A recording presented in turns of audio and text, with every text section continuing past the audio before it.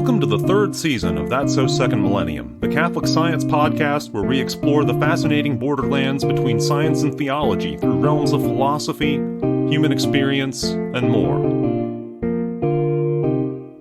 Welcome back to That's So Second Millennium, episode 101. This is part 2 of a 3-part conversation. We'll start out talking about religion and skepticism, my own sort of issues with skepticism. We'll also talk about what science can and can't do for us, especially in the context of the COVID situation. Whether you want to call it epidemic, pandemic, or plague, I prefer the term plague myself.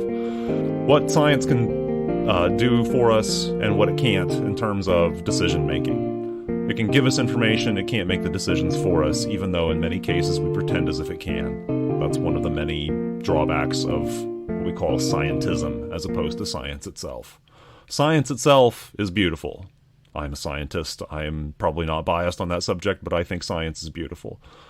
Scientism, the idea that science can do all kinds of things, that science is it's a method of inquiry. It brings us to facts. It doesn't give us any moral framework with which to work with those facts. It doesn't engineer for us. It doesn't design for us, and it doesn't make moral choices for us. So anyway, with all that said, let's go ahead and get right back into it.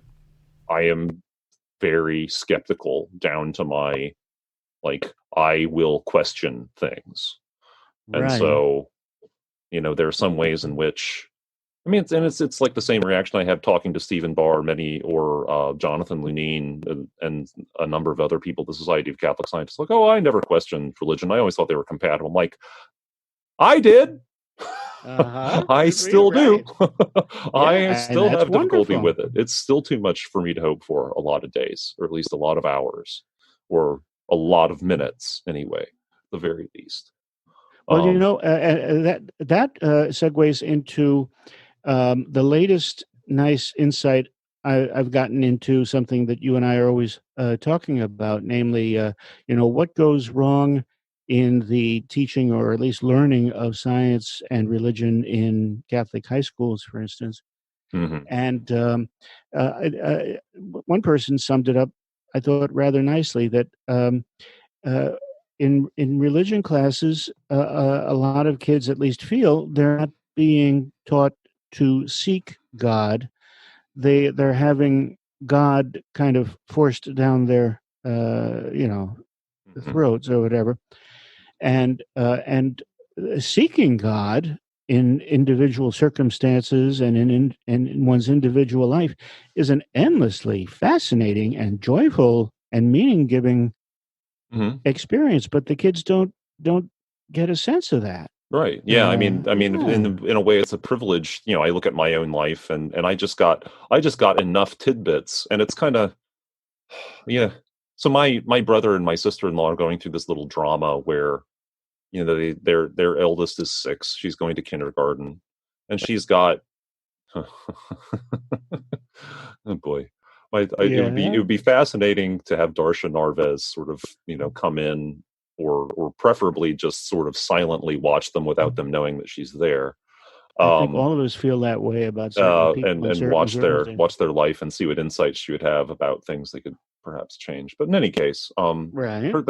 Their eldest is 6, and she's had some difficulties in kindergarten, and some of it they think is somewhat to do with the fact that they're in the richest county in Kentucky, and the public schools there are really good, and so it is a extreme struggle for Catholic schools to try to survive. So there is one Catholic school on the border of the county that Louisville itself is in, which is of course very poor.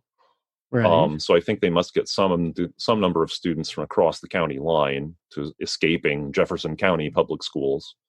But in Oldham County, it's kind of rough. So they're just like, they just have come reluctantly to the decision that they're going to send her to the public school next year, which is already where her mother works. Is at the middle school next door to their closest elementary school. So, and of course, I had exactly 1 year of Catholic grade school. Yeah, that's something. Yeah. So, and of course, my best memories are from my little tiny rural public school, which is unfortunately long since closed and torn down. And speaking of things that I'm irritated and mourn over and regret and a little angry about, there's one of them. Because it was a really good school with really good teachers, and I certainly learned a lot, and it was very valuable for me, my experience there. But I went to the school in town for 1 year, and it's true though that opened my eyes to intellectual aspects of the Catholic faith. It sowed some seeds at the time that I don't think sprouted until later. It gave me an awareness of things that would take a few years for me to start following up on. And by that point, I was in the rural public high school.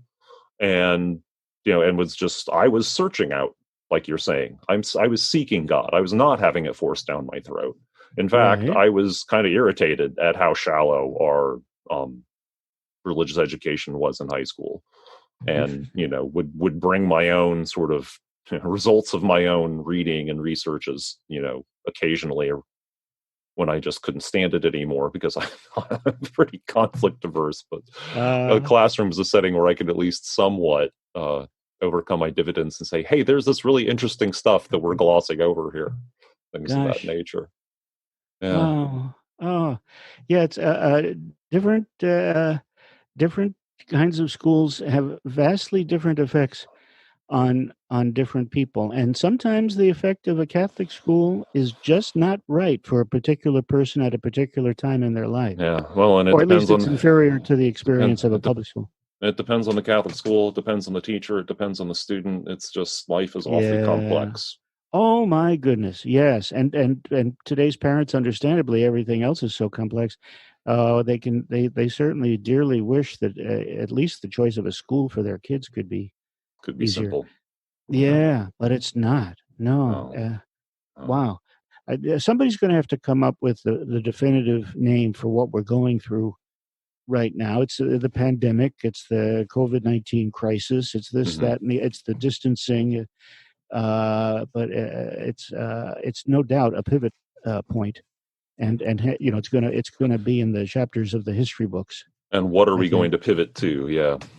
And what are we going to pivot to? Exactly. Yeah. But it's so clearly, it's a nice moment in time to hook onto. And maybe historians are skeptical of such clear moments in time because they see trends before and after wisely. But it's amazing in retrospect now to think about, boy, how little did we ever hear in school about the Spanish flu? Indeed, yes. Which is, of course, apparently that's discriminatory towards Spaniards to call it the Spanish flu. But I'm sorry, that's the only name I know for it. Right, we have to deal with the names that things have been given. And apparently, somebody did say that that was a kind of fake news, or at least not a perfectly well informed reason for giving it that name. That the King of Spain came down with the flu. And that lines in states. Right. So and it's like, okay. So on that basis, I'm sure anyone ever thought, okay, people are among the hundreds of millions of people who, have thought about it. Yes, people are so strange. Somebody probably thought poorly of Spaniards because of the name Spanish flu. But it was a rounding error and not worth worrying about. And I like that. Don't see likewise that calling anything about this current disease any name related to China or to Wuhan or anything else is going to have any significant effect whatsoever. Correct. It's not going to have that's like the reaction of an extremely brittle authoritarian state, extremely jealous of its own reputation because of its fundamental insecurities and its and its apologists abroad. I'm not impressed with that at all. No, I agree, and we have who is ultimately a salesman who sees things in the light of his own experience, and and that's not an argument for that's not an argument for anybody on the other side of the debate either. But no, that's well. Of course, every word, it seems, is weaponized by somebody, so we shouldn't be surprised. People who accuse Trump of weaponizing words should people in glass houses, etc., etc. Yes. Yes. Yes, there are a few great scriptural references to that Uh-huh. error. Right.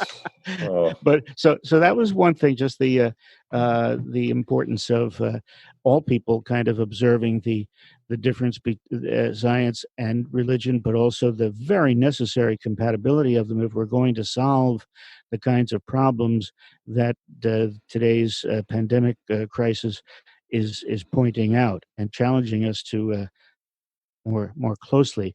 And in a sense, I am concerned that after we're going to be so eager to get back to normal, whatever that may be, mhm. that we're not going to do the proper pondering and the Yeah. proper the Yeah. exercise of And change, the yeah. conversion. And I apologize for going down a rabbit hole about the Spanish flu earlier, but I had an actual point there, No, which is that's to fine. say Yeah, that you're right. it's a footnote in the history books, and it surely seems like it must have been a footnote to the degree that it is, because it happened in the shadow of World War One, and was Correct. just Correct. overwhelmed by that. And so Yes. while at the moment people run around with seeming to be as traumatized by Donald Trump as they were by World War One, I don't think that Yeah. attitude will survive long term. And Please God. Yeah. so this epidemic, this disease, this plague, I prefer the term plague personally. I like, Indeed. if there's It's a an old powerful word. existing classic, yeah, word with you know more heft to it than a newly coined uh, word, then I'll always revert to that if I can. But the Well, history, looking back on this plague without that magnitude of an event to overshadow it, will be interesting. yes, yes. And so Well, and it historians came have and it their dropped on jobs an to perform. era. Like I don't think people in the early 20th century were used to infectious diseases killing people, No, and we're not not 100%. Right, not right. in anything like the same way. No, no, this is a totally, totally new kind of experience for most people alive today. Yeah, Uh, definitely for me. Yeah, yeah, yeah. Ironically, it's the same kind of existential. The Spanish flu was the same kind of existential experience that people fighting World War One were having over there with the horrors of mustard gas and all of these things that were killing people on a huge scale in mysterious, unseen ways. yeah, yeah. You were getting It's hit by shells from mortars that were 2 miles or 3 miles away, or something like that. I mean, yes, it must have just have yes, been absolutely insane. yes, yeah, and unfortunately, the world did not seem to come out of World War One having learned a whole lot of useful long-term lessons. I'm not an informed judge about such things, but I we don't it I led don't to think World that's War going II out all too on. soon. Yeah, I don't think you can. That's going out on much of a historical limb Good. there to say that there were unlearned lessons I, from World War One. Yeah. amen. Yes. Yeah. So okay. So that was one thing, and then yeah. So the conflict between science and philosophy, which Pat pointed out. You mentioned the conflict between science and religion, and one of you then said, well, there's just as much a conflict between science and philosophy. But my immediate instinct on that was I'm not an informed critic of the current state of philosophy, but what I've heard about a lot of trends in philosophy is that philosophy has to some degree unilaterally surrendered in that conflict because isn't a lot of philosophy now kind of geared toward mathematics and logic and the kinds of things that would not have arisen in a jurisprudence class or in a or even in a philosophy of science class or even in Plato or Aristotle studies. At its cutting edge levels, it's now kind of a scientific exercise itself, isn't it? Well, and see, I don't see that as a bad thing. That is absorbing some degree of philosophical talent. I think there are absolutely fundamental questions to be explored there. I mean, I think the Ah, problem is that philosophy and natural science got unmoored from each other, in the 17th or at least the 18th centuries, as people progressed into, on the, philosophy, there's this horrible bifurcation. I mean, they were just parts of the same natural science. I mean, it was natural philosophy, in the Right. 17th century. It was just the Right. branch of philosophy that deals with natural objects. And I don't know that Newton, I never actually tried to go and read Newton's Principia. It's one of the many, many, many things I would like to do. And of course, it's written in Latin, and I actually went to the trouble of learning Latin. I don't know. It'd be intriguing to see what that style of Latin came off like. And of Mm. course, it'd be awfully awkward because he didn't have the mathematical symbolism that we have now. That didn't evolve. It really came into being with Euler in the 18th century, and has been refined since. Like probably even Euler, I would have a difficult time reading. But be all that as it may, I mean, the problem is that Descartes, who was of course a great figure in mathematics, Yeah. and actually Newton got some of his momentum from really putting a lot of effort into digesting Descartes' La Géometrie, but so at the same time he introduces this radical skepticism and the fateful attempt to establish philosophy off of the cogito ergo sum, and then desperately trying to find a way to justify belief in any reality outside my own mind, which Right. Kant and Hume, and then Berkeley, and all these people, I mean, philosophy just went out in the woods and had 2, 3, 400 years of what, again, like I think I've said before, if you go back to Etienne Gilson back in the early 20th century, assessing in his book about, like, methodology of realist philosophy or something like that, it's just, and and this is, again, it's an interpretation of mine on top of that. It's this vast, it's an experiment. It was Mm. or in mathematical terms, it was a reductio ad absurdum, a Mm. long, laborious reductio ad absurdum proof that, like, if you start off with just this, you're going to get gibberish. You're going to have Mm-hmm. to do all this work to establish, to justify your belief in a reality outside your own mind. And you're going to Mm. wind up a solipsist or something ridiculous like that.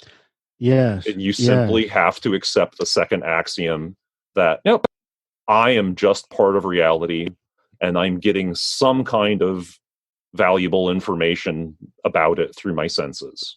Right. And Right. that's, you just have to accept that and go on. And so Yes. I think we mentioned Bertrand Russell a little bit. I was actually Yeah. Yes, you listening did. to just a Yeah. little bit, and I don't I know was that I ever learning got about around that. to. I don't even think I got around to mentioning. So Bertrand Russell is a character that I read about in my books about the history of mathematics that I read when I was a teenager.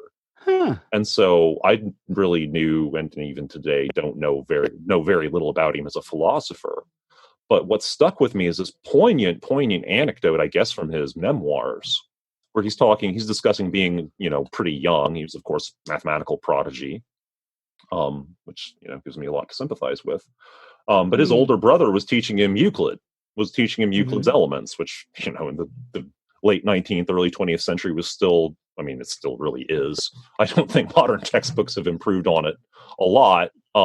They've done different things. They've tried different things. There's probably some complementary approach. But in any case, so he starts out with Euclid.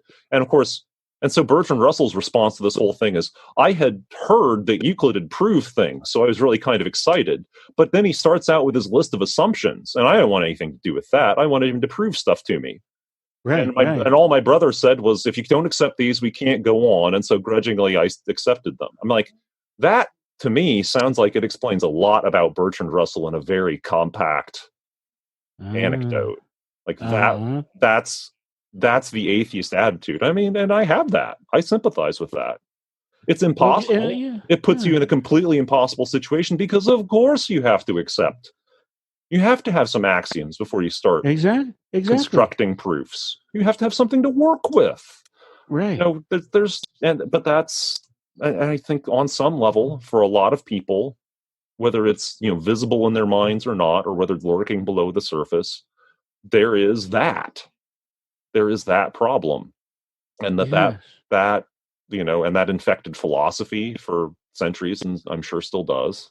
It Right. infects people, people, the problem is that we have an imperfect version of that. So scientism is a really imperfect version of that, where Hmm. you've buried that under the surface and you use it as a weapon unconsciously against things like religion, Yes. or spirituality in any form. But then you refuse to use that tool against materialism, which is also, you know, which is, if anything, shoddier and less, less robust. Right. And you wind up with a whole bunch of, you know, incommensurable stuff in your, in your belief set. Like, on the one hand, I say that I'm a materialist and I want science to prove everything, and yet at the same token, I believe in stuff like, like transgenderism, which I want to be really careful talking about that. Those people are in pain. Yes. Yes. And the problem is that we have this, it doesn't make any sense for the answer to their pain to be to crudely make over their bodies into a facsimile of the opposite sex, unless there is something that transcends the material somehow, that they're somehow locked into. I mean, on the materialist level, it breaks That's down like, true. Huh? on a materialist level, it breaks down like this. You think what you think because your neurons are wired in a specific manner. Right. So if your neurons are wired in a specific manner, that you have a male body, but you want to have a female body, you've got two choices. You can either take the entire rest of your body and try to turn it into a facsimile of a female body. That's all we can do with our current technology. That's all we'll be Right. able to do for a long time. Or we can Right. try to rewire the neurons so that you no longer want a different body than what you have. Right. Are we putting any Right. effort into the second option? Because it'd probably be a lot simpler. I mean, that's Yeah. that's that's a And solely materialistic. I don't see how a straight materialist could get out of that. I don't know where you could hmm, possibly turn, unless, I mean, it just becomes a question of efficiency. And that's that's, interesting. that's how Yeah. people like Steven Pinker, who is, who has no idea, just like any more than Bertrand Russell did, understands religion not at all, but he's at least able to see logical inconsistencies in his own sort of secularist camp, where, which he talks about in the Blank Slate, which is, the first third of it at least is an interesting book. Right. Right. When Well, there's it's one thing rampant I'd like to read. inconsistency on, in that sort of broad coalition. Yes. And at Yes. least there are a few people who are willing to, and of course, conservatives, there's rampant inconsistency. That's another can of worms we could open if you want to. But Oh, sure. Like, well, yeah. No, it's a part of human nature. And of course, people like G.K. Chesterton seized on the fact that paradox and mystery must be part of reality because they're so darn common. It's not our right, own confusion that's leading to these paradoxes; they're right, just there, and the key is to come to accept them yeah, and embrace them in some sense because they make the truth and reality even more interesting and more yeah, multi-layered. yeah, Ultimately, they give us more freedom rather than limiting our freedom or limiting our thought processes. yeah. But a lot of people today don't see that. Yes, they adopt scientism partly because they don't think science is not as vulnerable to paradox. But actually, wouldn't as a scientist, wouldn't you say science is just as If you think susceptible? science is not vulnerable to paradox, you know nothing about quantum physics. You know nothing about Yes. relativity. I mean, in a Yes. universe where black holes exist, I mean, and the thing about it is that, relativity is kind of out there, Right. but quantum physics is everything. I mean, it's everything. It's Yeah. chemistry. It's every single bit of chemistry, and therefore every single bit of biology, at the perspective of, why do these molecules transmit this information from generation to generation? Why do they replicate themselves and do all these things and construct all these things so that I can have this, little vase of red and yellow tulips that looks like the 4th of July on my kitchen table? Right. It all none of that. There can't be color.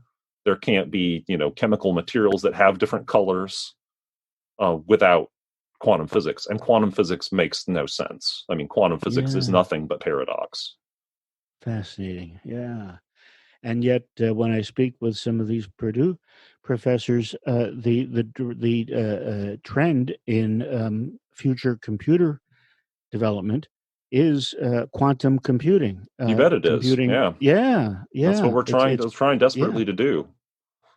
Yeah. Yeah. it's fascinating. I mean, Yeah, and it's in danger of being the kind of fusion power of the information technology era. yes, We have good reason to believe we can get it done, but on the other hand, we had good reason to believe that we could get fusion reactors done.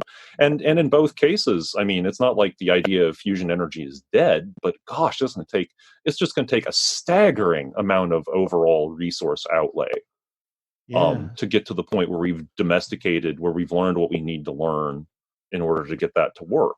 And the same thing is probably true of quantum computing. I mean, I have heard that Honeywell, of all companies, it's yeah. intriguing. Good for them. I mean, I'm kind of glad it's not Google actually, or Right, Apple or right. something.